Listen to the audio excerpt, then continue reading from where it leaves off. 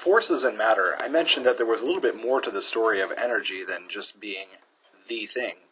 Forces and matter, there are really two things in the universe. There is matter, which is made up of atoms and the parts that make up an atom.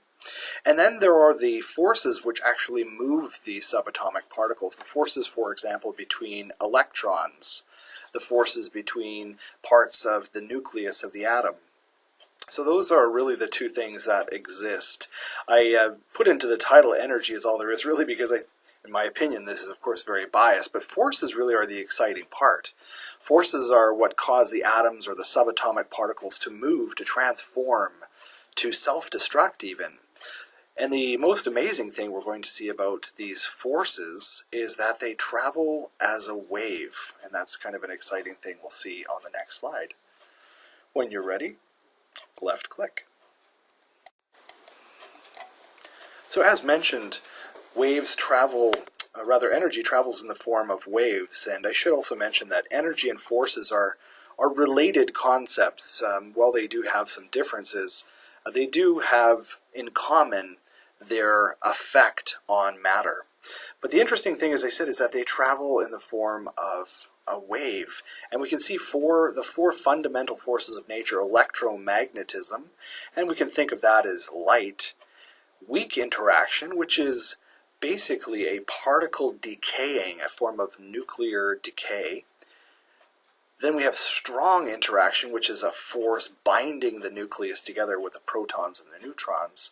And then gravity, which is also a force of attracting a smaller object to a larger object. In the case of that picture, an apple falling, which is a smaller object relative to the Earth.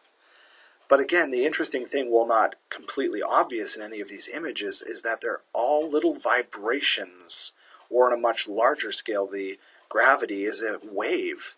So these aren't straight lines, these forces pulling things or pushing things.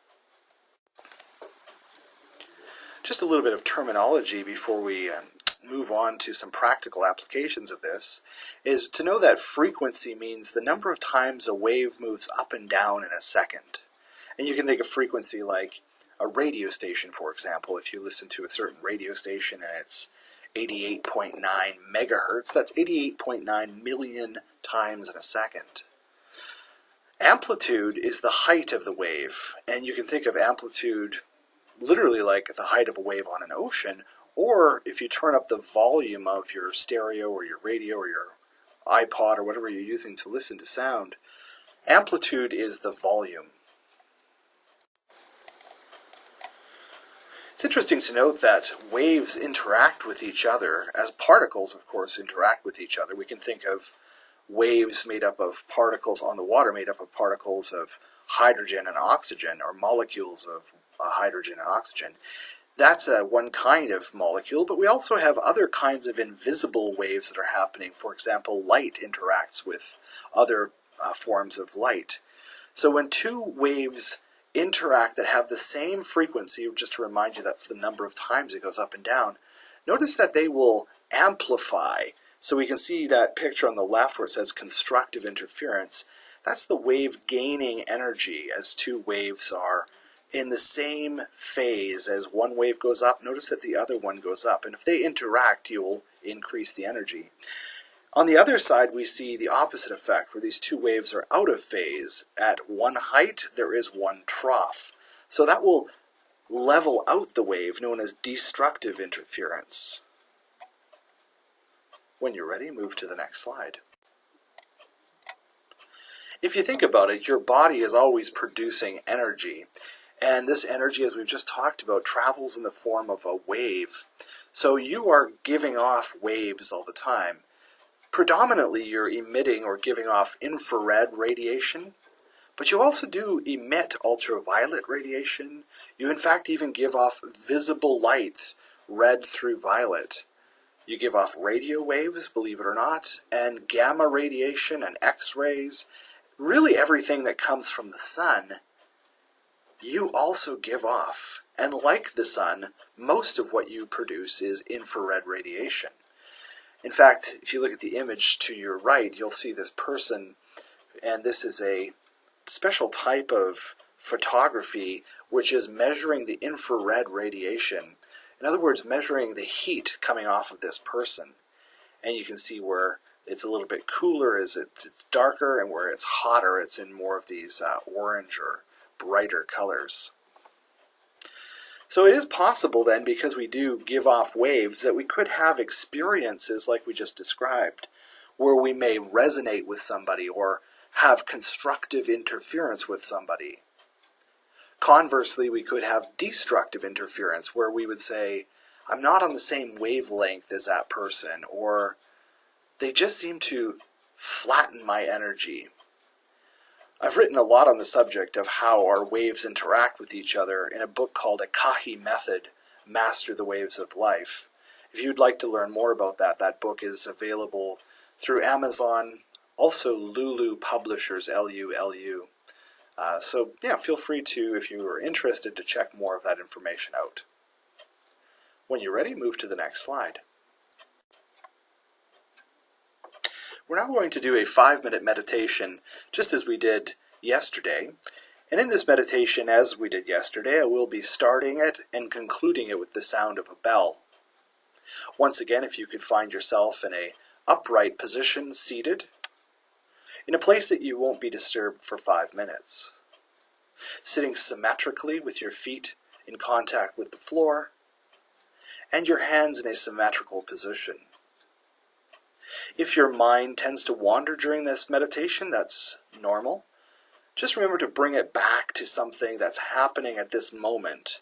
I recommend bringing it back to the full sensation of your breath. As you breathe in, feel the breath move. As you breathe out, feel the breath move. This meditation is a meditation to see if you can get in touch with that essential vibration that is you, your base frequency, as I call it. When you're ready, we'll begin the meditation with the sound of the bell.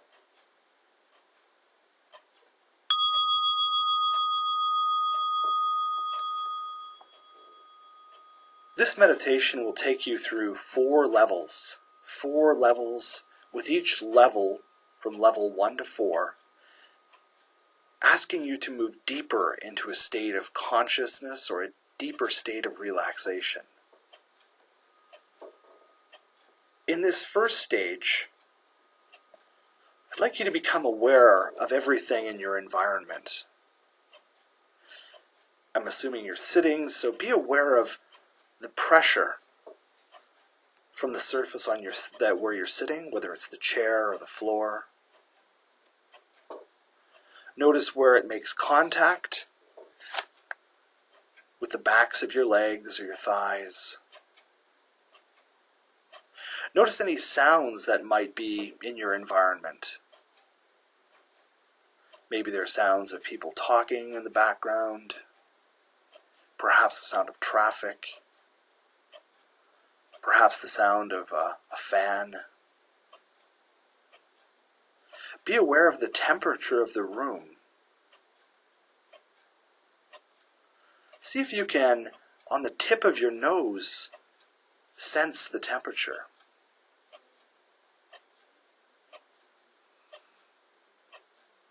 Be aware of your breathing. Where, when you breathe, does your body move? Is it at your belly? Is it at your chest?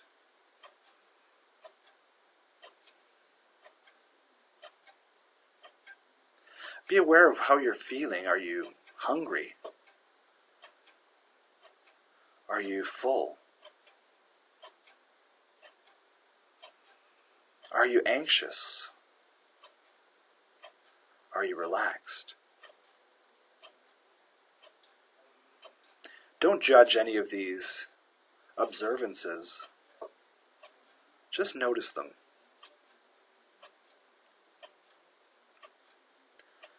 I'd like to invite you now to move down to the second level, just coming into a deeper state of concentration. And as you do that, I would like you to notice that those things you were sensing, what you felt, starts to fade away. Just becomes a little bit less obvious. You're still aware of how you're breathing, You also can experience bliss, which is the combination of joy and happiness. Perhaps notice a slight smile comes to your face. Move now into the third level, a deeper level. And notice here that you're going to start to even diminish the sensations of breathing. You're starting to feel floating. It's almost as if your head is starting to float. In this level, we're going to release joy. We still have happiness.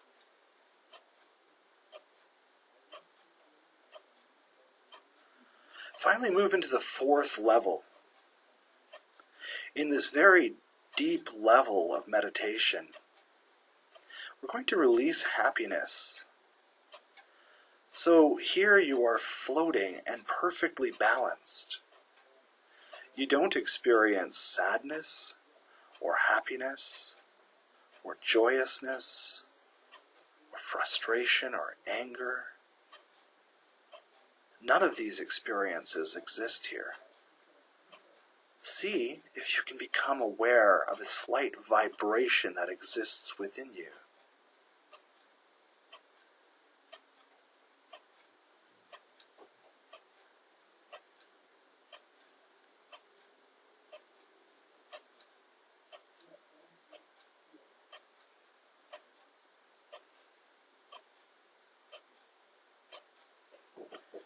This is the area in which your base frequency can be felt.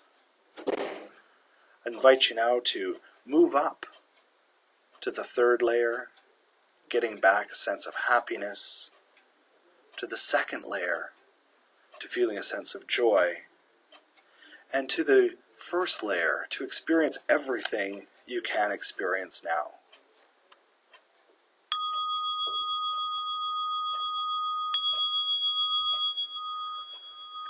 That concludes our meditation to experience or feel your base frequency. At any time you want to experience that on your own, that's available to you. Gently bring yourself to the fourth level, and then when you're ready, bring yourself back to the first level. I hope you've enjoyed this meditation. I look forward to chatting with you tomorrow.